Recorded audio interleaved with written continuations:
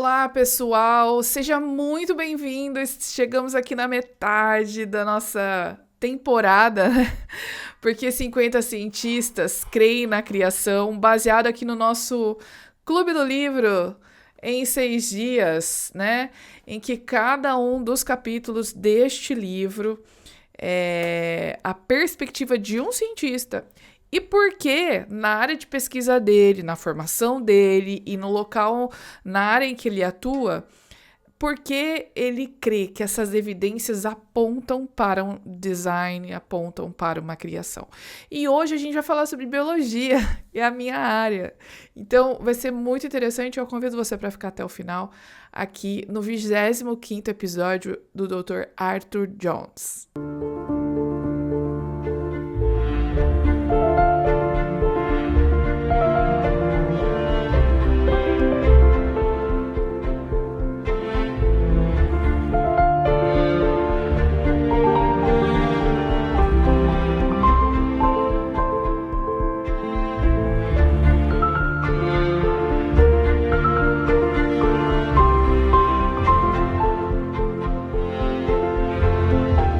Bom, pessoal, vamos falar aqui do Dr. Arthur Jones, não é mesmo? O Dr. Arthur Jones, ele é biólogo com doutorado pela Universidade de Birmingham e ele é consultor em educação científica. Ele tem uma formação bastante sólida, né? E ele já ministrou cursos de ciências e religião nas universidades de Londres e Bristol. Então, é uma pessoa que é bastante acostumada com esse tipo de assunto, né? E vamos ver aqui quais são os argumentos do Dr. Jones. Olha só que interessante. Muitas vezes a gente ouve que o criacionismo é como se fosse algo que atrapalhasse a ciência. A ideia de que quando você acredita num criador, que o cientista ele simplesmente vai parar de fazer perguntas, né? Porque é como se a gente, por crer em Deus, como se a gente já tivesse todas as respostas que a gente precisa, quando na verdade é muito pelo contrário, a gente tem tantas perguntas quanto outras pessoas que não creem em Deus. Mas a história do Dr. Arthur Jones, que é o biólogo, né, Dr. Arthur Jones, prova exatamente o contrário. Durante a sua carreira, ele foi desafiado pelos seus professores que diziam que nenhum criacionista teria permissão para pesquisar nos seus departamentos. Olha só que complicado, né? Essa é a academia inclusiva, aberta, né? Onde você tem espaço para discutir, né? Para pelo menos assim mostrar que a argumentação do outro está errada, mas não. Vamos já cortar, né? Uma coisa completamente preconceituosa, intolerância religiosa, mas enfim. Então, o Dr. Jones, ele não apenas pesquisou, como ele decidiu encarar de frente um dos maiores desafios lançados pelos evolucionistas. Se existem tipos criados, o que a gente costuma chamar de Baramin, né? Você consegue identificá-lo e, além do mais, além de identificá-lo, você consegue mostrar quais são esses limites de um tipo para o outro, por exemplo? Para você que não conhece muito essa ideia de tipos básicos, essa ideia do Baramin dos tipos básicos é uma proposta de classificação feita por cientistas cristãos que entendem que essa classificação que nós temos atualmente, ela não se adequa à cosmovisão bíblica. Por quê? Porque ela é construída basicamente na perspectiva evolutiva. Então, quando você diz que uma espécie é da mesma família, ou da mesma ordem, gênero, etc., essa relação que colocou esses seres vivos nessas caixinhas é feita com base no esquema de ancestralidade comum. Então, como é que eu vou usar uma classificação que já está muito distante daquela que foi proposta por Linneu e que agora é completamente construída na cosmovisão evolutiva? Como que eu vou usar essa classificação para construir argumentos criacionistas ou argumentos cristãos, né, bíblico-cristãos? Então, é por isso que alguns cientistas propuseram a ideia dos tipos básicos, que Deus teria criado tipos de animais, tipos básicos, e que a partir desses tipos, ao longo do tempo, nesses últimos milhares de anos, desde que nós somos criados e depois do pecado, os animais eles foram se diversificando, mas dentro desse limite do tipo básico. Então, basicamente, o que o Dr. Jones está falando e ele quis mostrar eu consigo identificar esse tipo e eu consigo mostrar qual é o limite, né? Então, para isso, ele ele mergulhou, na verdade, estudou bastante os peixes ciclídeos. Você está vendo uma imagem dos peixes ciclídeos. Ele precisava de um grupo de animais que pudesse criar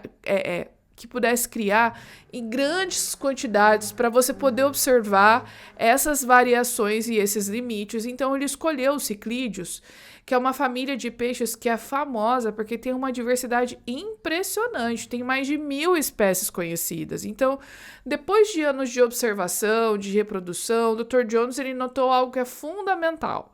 Apesar de toda essa variação de cores, de tamanhos, esses ciclídeos eles formam um grupo natural que é inconfundível, e ele chamou isso de ciclicidade, ciclididade. É estranho, né? Mas ele deu nome, eu vou respeitar.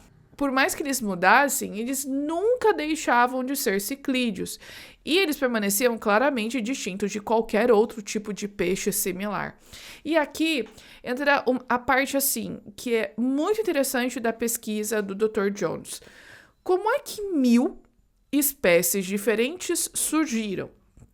Porque a visão evolutiva tradicional sugere essa árvore genealógica que é tipo a árvore da vida, né? Com um tronco só, vários galhos e muito lenta, com esses novos traços ou galhos surgindo por mutações ao longo de milhões de anos. Então, o Dr. Jones, na verdade, ele descobriu que a diversidade dos ciclídeos não segue uma linha evolutiva, mas um padrão modular ou um mosaico. Ele percebeu que essa enorme variedade era produzida por uma permutação interminável de um conjunto fixo de características básicas, 4 cores fundamentais e cerca de 10 padrões de pigmento. Então, imagina uma caixa em que você tem vários blocos de montar. Você pode criar centenas de formas diferentes, mas os blocos básicos são os mesmos. Tipo uma caixa de Lego. Imagina que você tem uma caixa com um monte de Lego que é velho, que sobrou. Você pode usar aquelas peças e montar várias diferentes, né? Então, o Dr. Jones, ele observou que essas características apareciam de forma aleatória em diferentes espécies por todo o mundo, sem um caminho de descendência claro. E isso, para ele, sugere que a variação ela acontece de forma rápida, em pouco tempo, em milhares de anos, que é basicamente um piscar de olhos para o modelo evolutivo que necessita de muito tempo, de milhões de anos. Isso significa que o potencial para a formação de todas essas formas já estava presente onde? No código original do peixe. O Dr. Jones ele também usou os ciclídeos para investigar como que a vida sobreviveu a grandes catástrofes, como, por exemplo, aquela que é retratada na Bíblia, lá em Gênesis, que é o dilúvio. Uma dúvida bastante comum é a seguinte: como é que os peixes de água doce e salgada sobreviveriam se as águas se misturassem, né? Porque pensa, quando as águas do dilúvio subiram, você tem a água do mar e a água dos rios que acabaram se misturando. E os peixes que viviam ali, como é que eles vão lidar com o que a gente chama na biologia de equilíbrio osmótico? Porque, veja, quando a gente tem um desbalanço de sal, por exemplo, com o ambiente que está fora e que está dentro da célula, a água sempre tem a tendência de ir para o lugar onde tem mais sal. Quando você tempera a sua salada, coloca uma folha de alface, o que acontece? Você coloca vinagre, limão, óleo, sal. No final do almoço, o alface está murcho. Por quê? As células saíram, a água saiu da célula do alface e foi para fora porque fora tem mais sal. Então, aqui é o seguinte: quando você pega um peixe de água doce e coloca na água salgada, deveria acontecer o seguinte: a água do peixe de água doce sairia da célula, iria para a água salgada e o peixe morreria desidratado. Então, esse é um problema bastante válido, né? Se tem a água subindo e vai misturar água salgada com água doce, como que esses peixes poderiam viver nesse ambiente diferente daquilo que eles estavam acostumados? Então, o Dr. Jones levantou a hipótese de que os tipos criados originais, eles teriam a capacidade de tolerar esses ambientes, né? Que seriam diferentes daquele de água doce ou só de água salgada. E qual que foi o resultado, né? E aí o que ele fez? Para testar isso, ele colocou esses ciclídeos, que são os peixes de água doce, em água do mar pura. Qual que foi o resultado? Eles não apenas sobreviveram, mas eles viveram e se reproduziram normalmente por mais de 2 anos. Essa flexibilidade biológica reforça a ideia de que os seres vivos eles foram projetados com uma incrível capacidade de adaptação para reprovar o planeta após eventos extremos. Mas a gente precisa aqui, e aqui eu vou fazer uma observação, não o Dr. Jones não escreveu isso, mas é uma observação minha como biólogo, que é o seguinte. O Dr. Jones ele fez essas experiências com ciclídeos e ele observou isso com os ciclídeos. Eu não posso extrapolar esta informação para todos os peixes de água doce, porque tem peixe de água doce que quando é colocado em água salgada, esse peixe morre. Agora, por que é válido esse experimento do Dr. Jones? Porque ele mostra que é possível, que existe a possibilidade de que existam ou existissem peixes, né, que tinham essa flexibilidade.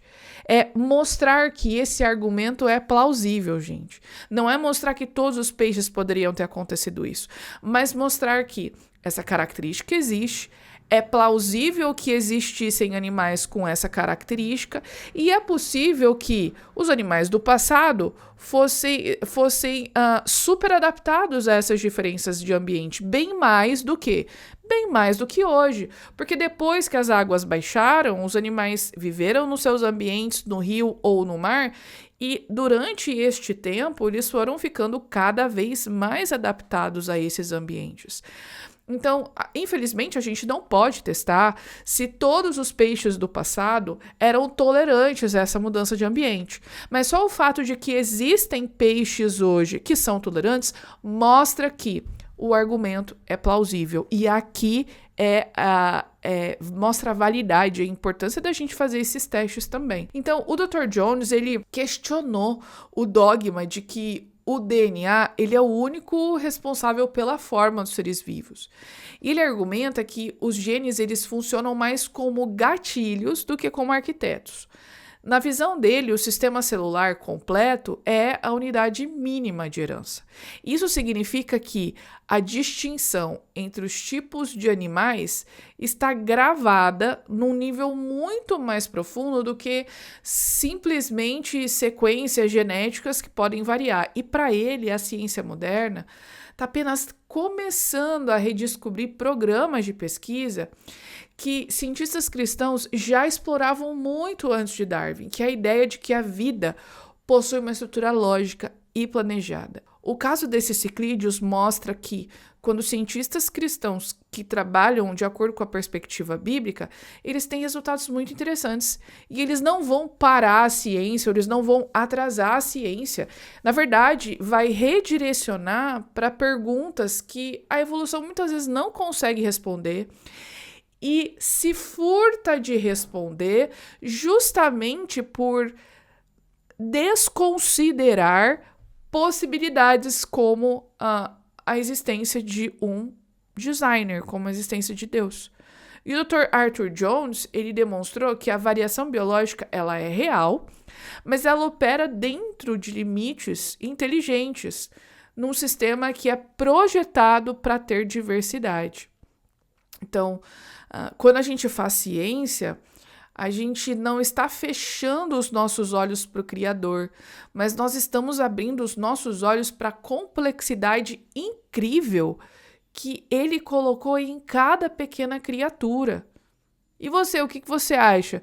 Você acha que esses sistemas dos blocos de montar ou dos blocos construtores, né, da vida, faz sentido mesmo? Você achou legal os argumentos do Dr. Jones? Deixa aqui nos comentários, não deixe de inscrever, curta, que assim esse vídeo vai chegar para mais gente. Até a próxima, pessoal!